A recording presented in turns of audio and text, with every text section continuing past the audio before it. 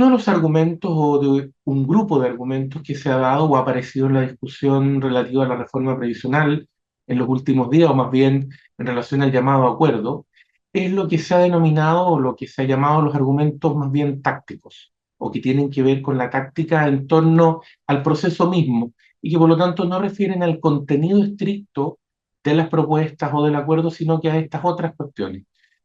Fundamentalmente uno podría considerar que aquí hay tres grandes argumentos que se han planteado. El primero de ellos dice en relación con que habría una mayoría ciudadana a favor de que exista un acuerdo y por lo tanto mostrarse en contra sería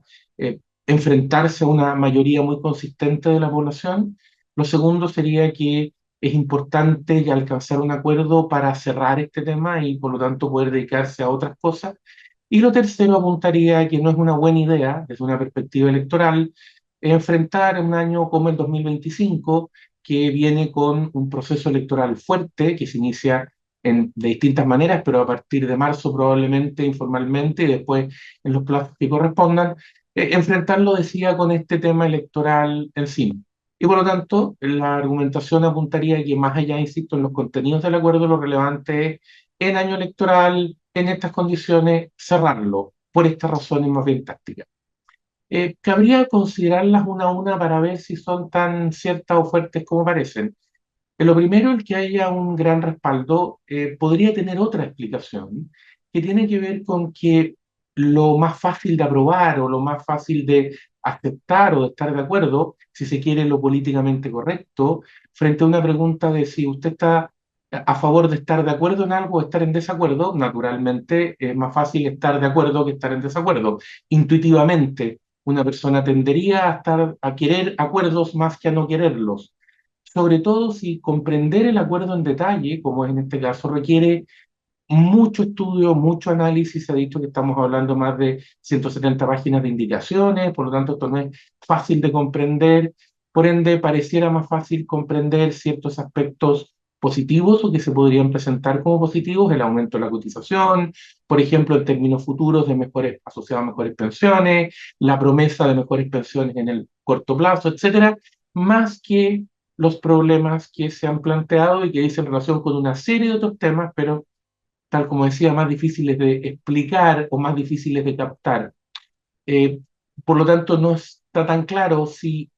este favor o esta aprobación a la idea del acuerdo tiene que ver con una evaluación del contenido del mismo o más bien, primero, con una tendencia natural a preferir acordar que no acordar, sobre todo cuando no se conocen los términos, y en segundo lugar, una cierta también sensación de cansancio con el tema y de querer cerrarlo para poder pasar naturalmente a otra cosa. Lo segundo que tiene que ver con esta idea de poder cerrar la página y poder decir, bueno, cerramos la discusión provisional, pero es cierto que la podemos cerrar,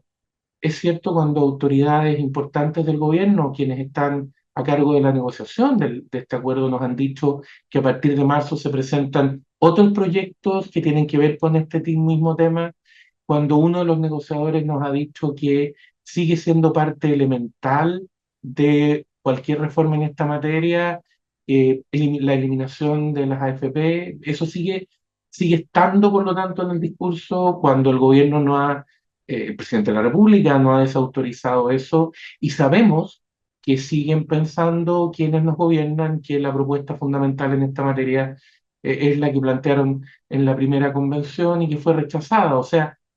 ¿hay un cambio real como para poder decir se cierra o esto es más bien, como decía Patricio Navia hace unos días en una columna en este mismo medio, esto es más bien una tregua antes que un acuerdo en rigor que pone fin a una situación y permite dar vuelta a la página? Confundir las treguas con los acuerdos puede ser un error gravísimo. Lo tercero y es el punto de plantearse esto como un proceso electoral o como un elemento de un proceso electoral que puede ser complejo. Es cierto, cualquier persona pensaría inicialmente que el ideal es despejar cualquier duda, cualquier problema que pueda evitar eh, acceder a la presidencia de la República, obtener un triunfo importante en el Parlamento. Es tan simple como si a uno le preguntan, ¿usted quiere buscar problemas o prefiere no buscarlos? La respuesta natural, de nuevo, es no, prefiero no buscarlos. Si los tengo que enfrentar, los enfrentaré Si tengo que asumirlos, los asumiré, pero no me voy a ir yo a crear problemas. En eso creo, usted y yo estaremos de acuerdo que es la fórmula natural, nadie anda buscándose los problemas. El punto es que no siempre se pueden evitar. Hay cosas que hay que enfrentar y probablemente una señal muy compleja en estas situaciones es demostrar que hay cosas que uno prefiere no tratar, no abordar porque tiene miedo de no tener una buena respuesta, tiene miedo de no saber cómo enfrentarla, tiene miedo de ser llevado a esa cancha. Cuando eso se transmite, cuando esa sensación la percibe la contraparte, y usted probablemente lo ha visto cada vez que ha tenido que hacer una negociación o afrontar una situación compleja, cuando la contraparte percibe exactamente dónde están los temores, esto se aprecia también en los deportes, cuando se determina dónde está el punto débil, bueno, lo que se está haciendo es llamar al adversario a presionar sobre ese punto débil. Por lo tanto, aquí hay un problema que no tiene que ver con este tema en particular, sino que con todos los temas. Porque lo que se está diciendo implícitamente es, o puede ser, no quiero atribuir intenciones, pero puede ser algo así como, prefiero no tener que abordar temas complejos y por lo tanto prefiero ceder antes que abordarlos, lo que hace que yo le diga al adversario, plantea temas complejos, pide lo más que puedas, porque o vas a obtener mucho o me vas a ver dubitativo, complicado, etcétera. Creo que lo que corresponde en ese caso es organizar, diría uno, una respuesta razonable, afrontarlo, etcétera. Es complejo pensar que se pueda huir de todas las complicaciones. Insisto, un defecto, me podría decir usted, es ir buscando problemas por la vida gratuitamente, que no es necesario enfrentar. Y creo que estaremos todos de acuerdo en eso. Pero también un problema es no entender que hay ocasiones en que no cabe más que enfrentarlo y encontrar la mejor manera de hacerlo, salvo que una quiera rendirse, quiera rendir su posición de entrada. Y eso puede ser aún más complejo. Eh, Finalmente, ya que hemos hablado de algo que tiene tanta raíz en los temas militares como es la táctica, eh, es complejo abordar el punto de la táctica sin hablar de la estrategia. Von Clausewitz, uno de los grandes expertos en guerra, o en la teoría de la guerra, como se suele decir, planteaba que la diferencia es que la táctica tiene que ver con cómo se obtiene el triunfo en el campo de batalla. La estrategia tiene que ver con cómo se alcanza el objetivo político perseguido, el objetivo final perseguido, por decirlo así.